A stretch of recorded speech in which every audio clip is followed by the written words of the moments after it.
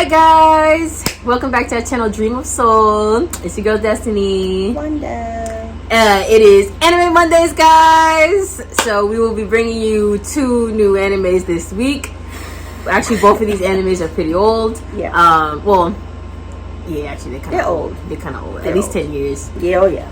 Definitely. So Crazy. we're having a Vampire Day today. So we'll be bringing you 2 vampire series. One of them is one of them. Another level, man. Yeah. So I'm not sure how many people have ever heard of Blood Plus. Blood Plus happened to be one of my favorite anime shows of all time. It still to this day remains my top 5. Unfortunately, though, I would have liked to talk about that one, but unfortunately, you can't watch it anymore. At least not here in the States. Yeah, apparently Sony had the rights to it like 15 years ago. They lost the rights to it, so now it is no longer being streamed in the US. Tragic, because it was such a great show. But it's sad though. They made a different version of, not Sony, but like a different version of Blood Plus was made, and that one's called Blood C. And that's what I'll be talking about today. And I'll also be talking about Vampire Knight. Now, I'll be starting off with Blood C. Yeah. You know, That one so will leave you traumatized. the original Real. Blood Plus was actually taken from the original movie called Blood the Last Vampire. I think that one you guys could still kind of watch probably on some platform, but they made Blood Plus after that, based off of that, and then they made Blood C. Blood C, now in each movie or show variation, it always centers around a girl named Saya. In this one, Saya is an adorable, sweet, clumsy, but she's a very cute girl. She's a shrine maiden. She helps her dad, who runs the shrine. And it seems kind of normal at first. She's just this friendly, cute girl. She has all these friends. She has like these twins, Nene and Nana. You have Yuka. You have the class president, Itsuki. You have the quiet hottie type, Shinchiro. And then you have her neighbor, who's also the cafe owner that she loves to go to, and his name was Fumito. And it seems normal at first. But at nighttime, that's when things get a little weird. So Saya, you notice that Saya, she has like blanks in her memory, which kind of goes. They kind of took that from Blood Plus as well. Like, she had blanks in her memory because she has a past. That's a bit crazy. In this one though, she has memory losses, and every time she tries to like think of something too hard, she gets headaches or whatever like that. So all right off rip, like okay, something is not right with her, even though she seems normal. Clearly there's something in her past that she's blocking out or whatever. And then at nighttime, that's when things get weird. There are these monsters called Elder Barns. I don't know why that name, but basically they are monsters that take over like inanimate objects. It could be a train, it could be a doll, it could be anything. And they feed on humans in vicious, brutal ways. When I tell you that Blood C is gory, Blood C is one of the goriest animes I've ever seen. Yeah. Blood Plus wasn't gory at all. Not really. This one, gory. They brutalized these humans. And she, I guess, working at the shrine, it's her and her father's duty to kill these monsters and protect the little town that they're in. What's weird about that is that every time she fought these monsters, they would always tell her, you're a traitor, you're violating, the treaty and all this stuff. And she would never know what the hell they were talking about, right? So she kind of just like, they're just monsters, whatever. Of course, it's actually important what they're telling her, and that comes out later. She also, one day she randomly finds like this really cute dog, and he becomes like, she kind of always sees him around, but he's kind of like tentative around her. And then randomly one day he starts talking to her. Literally, he talks to her. So she's like, you know, a dog talking, and he was always like, but you know, he becomes like her little pal. He's always like popping up here and there, but he never really. He would always say that I'm here to grant someone's wish, but he never said whose wish it was. And you know, he would kind of just follow around and watch over her. He gets a little bit more important later on. Everything comes to light at the end of this series, but throughout it's just like, yo, what's going on? On some other crazy. Things start to get more hectic when the monsters, because you know the monsters always came out at night to kill people. Randomly one day the monsters start coming out during the day and bodying by like the dozens. They're bodying people, and you know she's like, you know, because she kept that part of herself a secret, you know what I'm saying? So, but now it's like she has to be out in the open, you know, and she keeps her sword that she uses at home. So it's like, you know, she's kind of caught now. It's like, what do I do? How do I save these people? And literally one by one, everybody starts dying now. Her friends, like, you would never think, but like main characters start dying viciously. And you know, because she's a sweet girl, she loves her friends, she loves her family, and when people start dying around her, oh, poor girl. And then the way they go. It's the way they go. So one day, the climax of this show kind of like, because for the most part, most of the show is pretty much her slaying these dragons, slaying these monsters throughout the show, and then gradually it gets just more and more aggressive. And it kind of comes to a climax when one day her friends, her classmates, you know, they're all in school one day and a monster shows up. Bodies everyone in this classroom, bro. In crazy ways. The way they die. The way they die is so freaking like, word. You'll be like, word. Literally, that'll be your face. Well, it was mine. Like, but that was my face, but it's not like a quick like, oh, they got beheaded, oh, you know, they fell to the no. I mean, I'm talking like people getting peeled apart, ripped apart, like faces blown in, you know, it's insane the way people die. The only two who live are Saya and her friend who happens to be class president Itsuki, right? They run they figure out that day, like when they get escape and everything, the monster leaves, or I think Saya kills the monster eventually. They realize when all the dust settles that they were literally the only people in the school. Just her classroom. No other class, no other teacher, no staff, nothing. It was literally just her classroom and her class teacher were the only ones. So that's when they're like, well, what the heck is going on? Why is it that our class was the only class that was here, and this monster has happened to show up and killed everybody, you know? So that's when she starts to question things. She's like, well, all these weird things are happening. My memory's starting to get a little bit more fuzzy. And why do these monsters keep talking to me and saying that I'm a traitor and all this? So she starts questioning who she is, what she is, and things come to light literally in like the last episode, maybe the last two.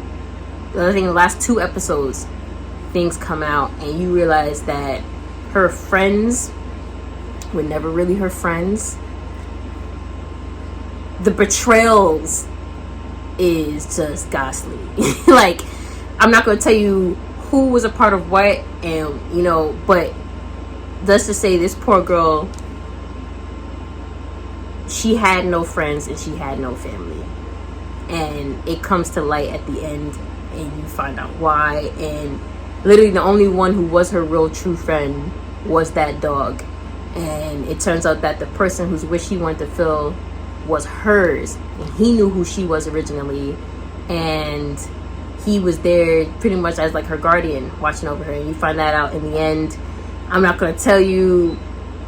I can't, because then it would defeat the purpose. But like those last two episodes, when everything comes to light and you see who was behind everything, who was controlling everything, it turns out everything that she knew was a lie in this entire series. You know, she thinking like her whole thinking that, oh, this is my school, this is my town, all of it was a lie.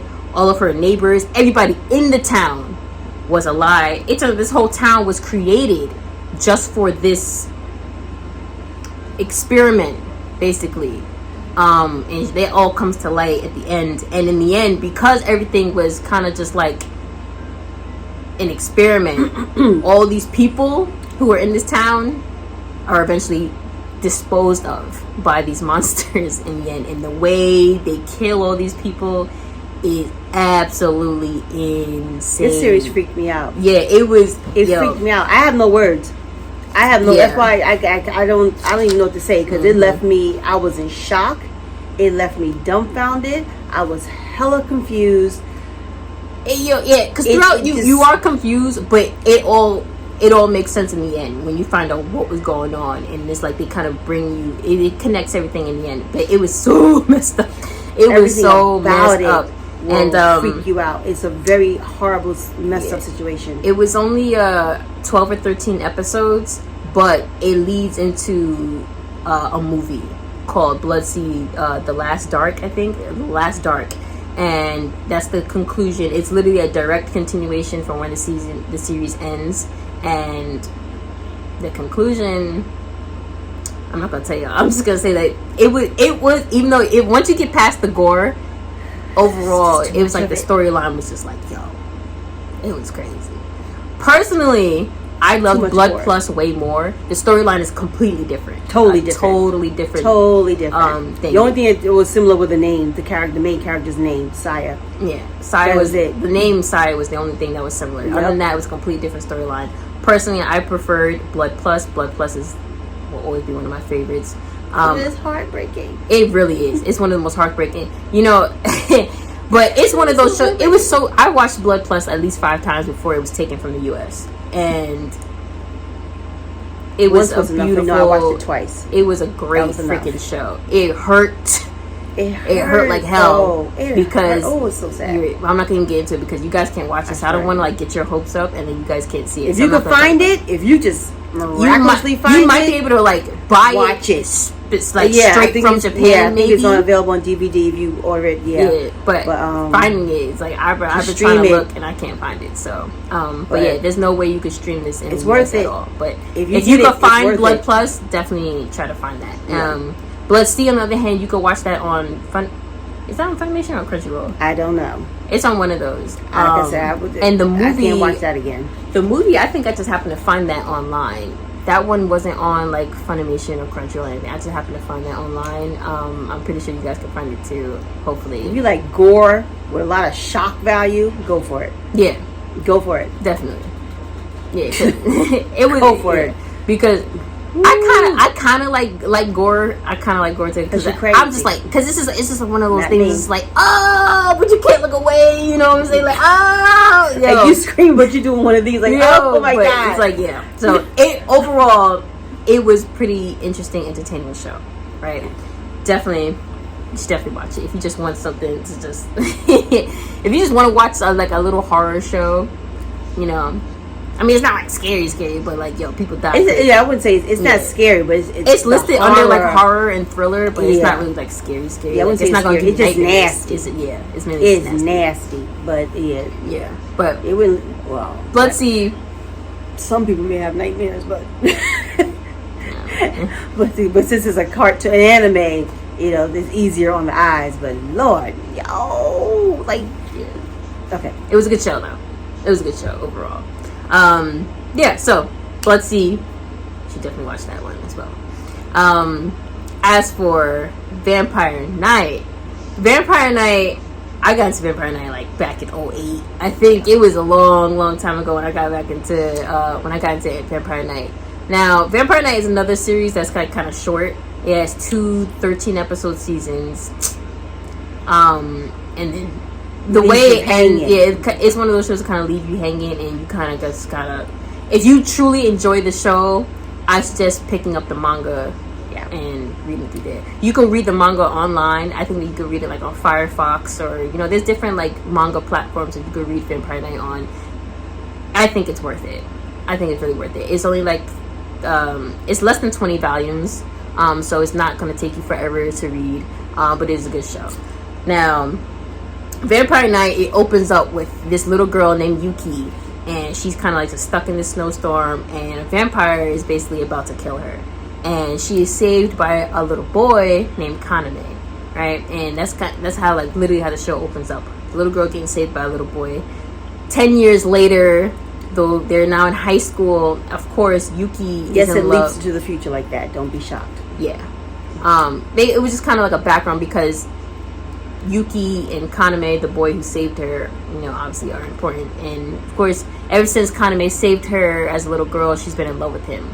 So, you know, that's her crush, and he loves her. Like that's insinuated throughout the show. Like he genuinely loves her too. But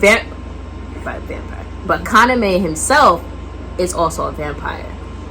Yuki is aware of this, but she knows that he's a nice vampire. She knows he's a good vampire. It turns out that Kaname, he happens to be the last pureblood vampire. And the purebloods obviously are the most powerful and the most respected, right? So he kind of like, well, the show takes place at that's what's called Cross Academy. Now Yuki is another one where the past is muddled and nobody, you know, and there's secrets on the past. So Yuki has a past that she's unaware of, and she kind of doesn't remember anything before the day Kaname saved her. So that's another reason why she loves Kaname, because he's her first memory that she can remember, you know. And she was adopted by this man named Cayenne Cross, and he's a former vampire hunter who just wants peace between humans and vampires. So he made a school called Cross Academy that consists of vampires and humans. Humans, on the other hand, do not know about the vampires. The school is divided because, you know, vampires can't really go out in the daytime. You know, they burn, whatever. But they separate the school between the night class and the day class. So obviously the day class would be the humans. They wear all black uniforms. And in the night class are all vampires. They wear all white uniforms. Now, the humans are aware of the night school. They just don't know that they are all vampires. Exactly. But they know that they are these gorgeous.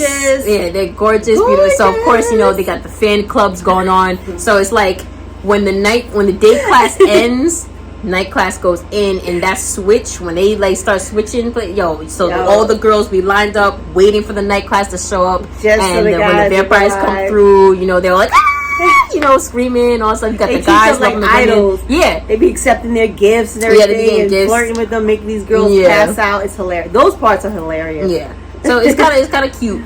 It gets serious, very serious. You know, every show it gets serious because, like, very serious.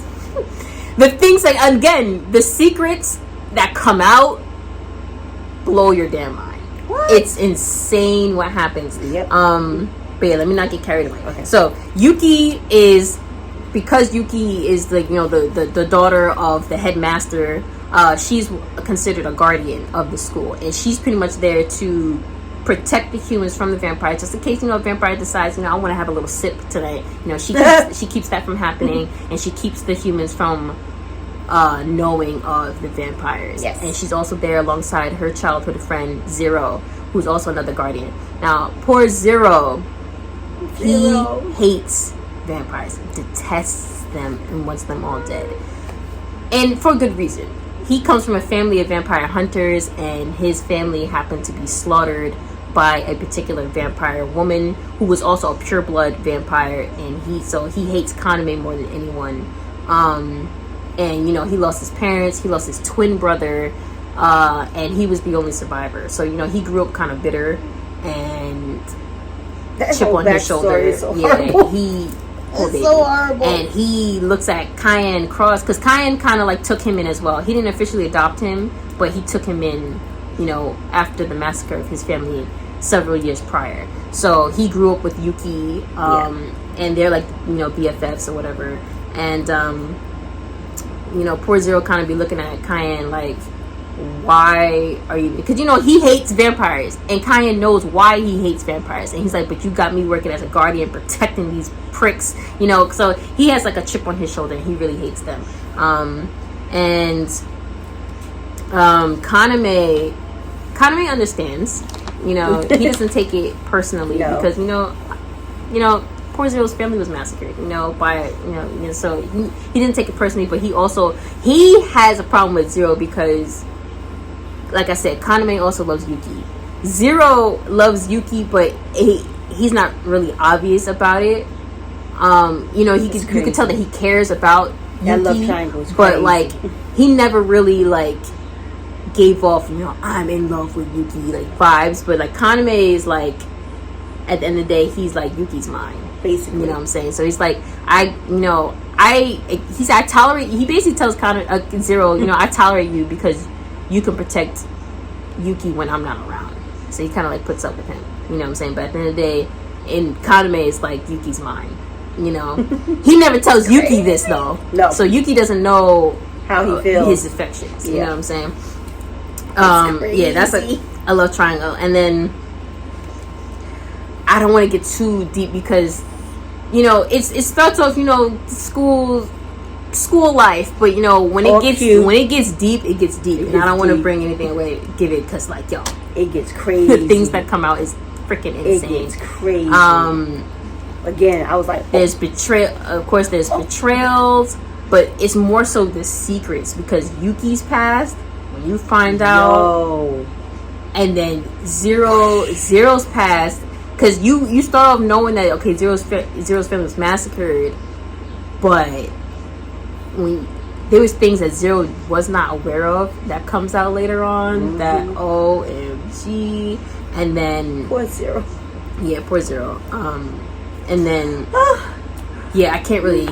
It gets real deep. I love that kid, and it gets real crazy. And again, there's more betrayals. The secrets that unfold are insane. And yes, I'm not gonna get too much into that, but we'll talk about the characters. Yes. So you got Kaname, last pure blood.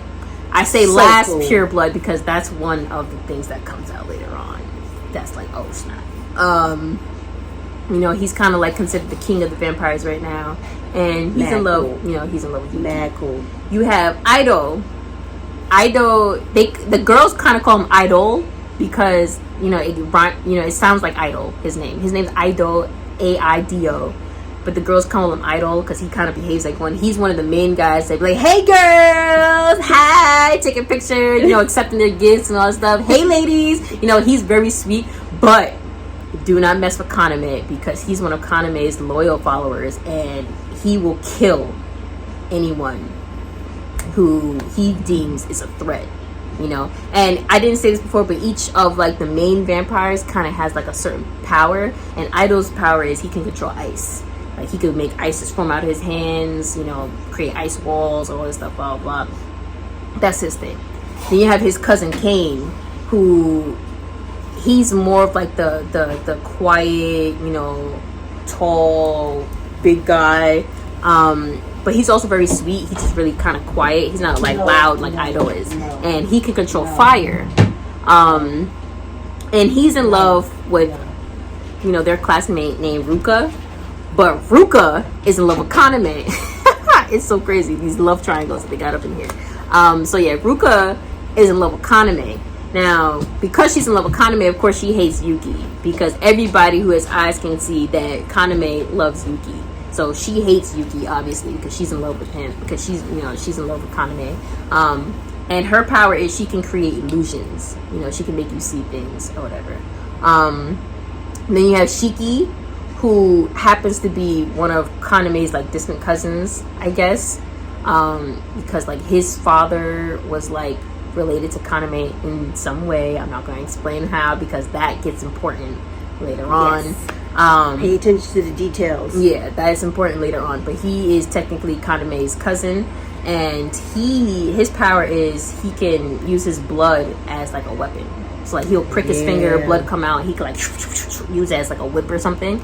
And he has like, it's weird because he has a relationship with this girl. They never really specify if they're girlfriend or boyfriend, but they're like really close. And her name is Rima. She's an adorable, 2 pigtailed girl, and she works as a model. And her power is she can wield like lightning or electricity. And she's always carrying around like this box of Poke Sticks that she gives to him all the time when he's feeling bad. They're so cute. Yeah, they're really cute. They're really cute. But it's like they never showed like any like romantic side to each other. You just know that they clearly see they take care of one another. Yeah, they're always like together. Yeah.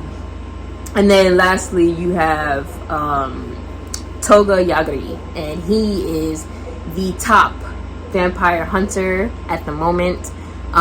He used to work alongside Cayenne Cross and he also knew Zero's parents. You know, so he trained Zero to become, you know, the hunter that he is now. And they're that I'm not going just know that Zero really respects him, but then like their relationship gets a little strained, and you will find out why. Yeah, because we'll find out why. Oh my god, it's a lot. It is a lot. It's a lot. It is a lot, because I think I might just give this little detail away. I might give this just one little detail away, because it's brought out kind of early in the show anyway. But it turns out that Zero. So what they do in order to keep, sorry, my little one he wants some candy.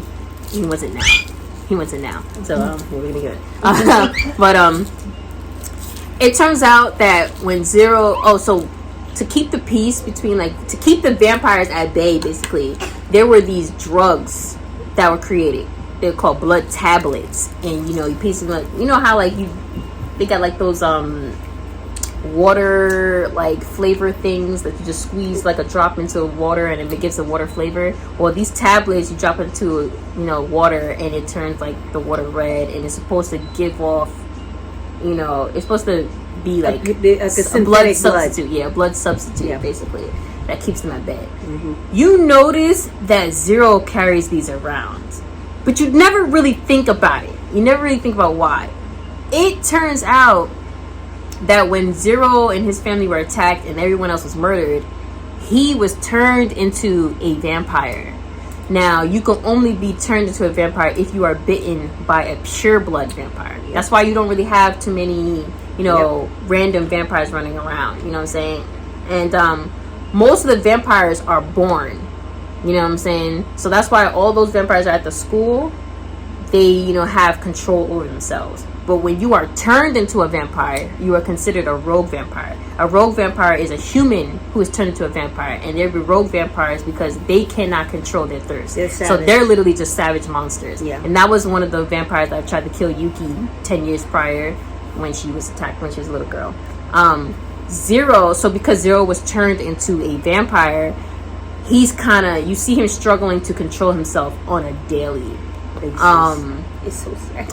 But unfortunately, the tablets don't work for him. Now, it was easy to control when he was a kid because he was attacked, like, I think he was like maybe 10 years old. Yeah. Now they're like 15, 16, and it's getting harder and harder for him. And one day he kind of just loses control and he bites Yuki. And that's when she figures out, oh my god, this whole time you've been struggling with this. So she becomes because the tablets don't work on him, she basically pretty much says, whenever you need to, you just feed from me.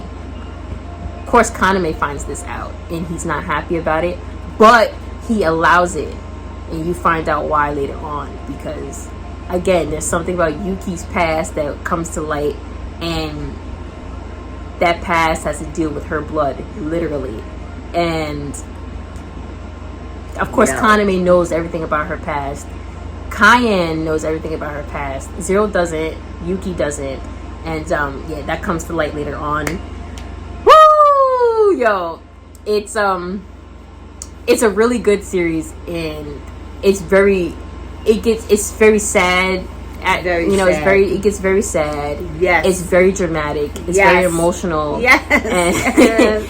And you really, there's no way you're going to be satisfied with just watching the series. You're definitely going to want to finish reading the manga afterwards, because the series leaves you thirsty. Yeah, and just when it gets right there, like, oh my god, open-ended, the way it ended, it's about to go down. The way the last season ended, the way the last season ended was like crazy. Nothing. And you're going to want to read the manga. Now you gotta go find the dang mangas to pick up from where you left off.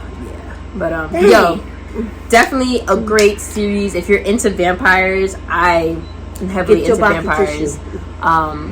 This one doesn't really leave you. I cried. Alright, I didn't cry, crying, but dang, it leaves you hurt. For certain characters, you be hurting for them. It's like, come on, man. It gets really messed up fairly quickly, actually. Like once the second season hit, it's just straight betrayals and secrets and OMGs that you wouldn't believe. Yeah. Straight up. Just like, know that the season ends with like make that face. The season ends with like a war practically going on. The school kind of gets shut down. And yeah, it's crazy. It's very crazy. But yeah, level crazy. You'll definitely enjoy it. I wouldn't steer you wrong. You'll definitely enjoy it. Yeah, especially if you're very much into if you're into vampires, you'll definitely enjoy love it. it. You'll definitely enjoy it. You know, you got the romance, you got the drama, you got the OMG, you got the shock factor. You know, it's a full, complete, plot. It's really good. Woo! So I hope you enjoyed our Vampire Day. Definitely. Give them both. Like I said, I would say watch Vampire Night first. I definitely enjoyed Vampire Night more than I enjoyed Bloodseed. If you can find Blood Plus, definitely watch that because I enjoyed that above all that else. You need tissue for. Yes, you will. You need tissue for Blood Plus. Yeah, and yo, you into crazy nasty gore. Have at it with Bloodseed. Yeah. So yeah. Get into those. I hope you enjoy them because I did. If you end up watching them and you like them, please comment your opinions on them. If you've already seen them and you loved them or didn't love them, put those in the comments as well. I'd definitely love to hear your opinion. Yeah. And we will hit you back next Monday with another video. Thank you guys. Enjoy your week. Bye. Bye.